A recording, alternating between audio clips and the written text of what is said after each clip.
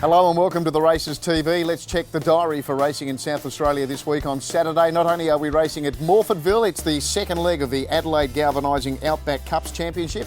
It's Quorn Cup Day, so we wish the club there all the best. On Wednesday we go racing at Balaclava, and next Thursday we're down in the southeast of the state at Mount Gambier.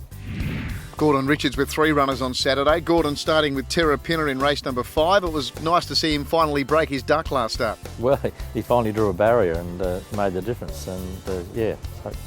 He'd run 5 seconds before he finally broke through at Balaclava.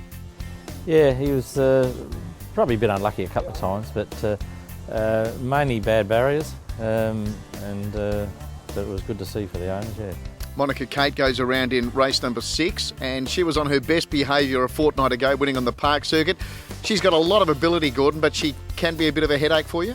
Yeah, she certainly can. A headache for the starters as well, because she almost never went in the gates again, and thank God she done everything right. It was a bit slow away, but we planned to ride her that way, even though I thought Amy left a bit late to press the button, but she got there on the line, so it's good.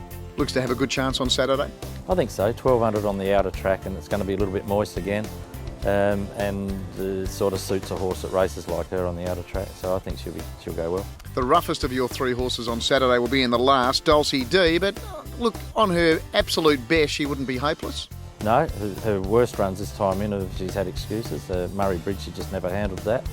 And a run here in a mile, or the final of that country series $100,000 race, she sort of raced a bit close to the pace. It still wasn't too bad a run. The other runs have been good. Second at Strath and a third at Ballack the other day, which were good runs. Craig Curtis has got named the day running in race 5 at Morphettville on Saturday. Craig, he's done a good job in his 2 runs today.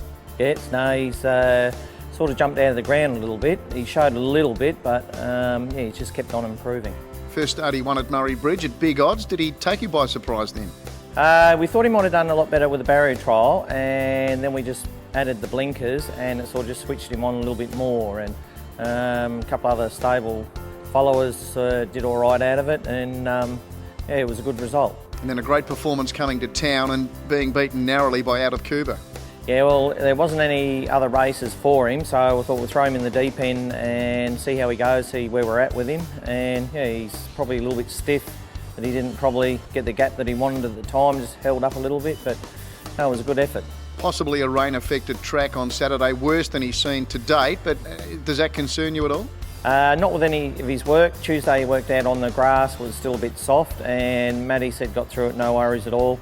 Matt's very happy with the horse. He seems to suggest that he's taken improvement out of his last run, and only been his second start. Obviously he's going to learn a little bit more as well, so it's all good. Let's check some of the races from Morphettville on Saturday. Starting with race number 5, we discussed 2 of the horses in this race on the program today with Gordon Richards and the King, Craig Curtis. It's the Anthony Scopolides Memorial, and Gordon there with Terra Pinner, and the King, Craig Curtis, with Name the Day. Looks a good race, doesn't it? Woke Wine and Latin Hero up at the top of the weights there, both with good chances. Race number 6 on the program is the Oxford Insurance Brokers Handicap.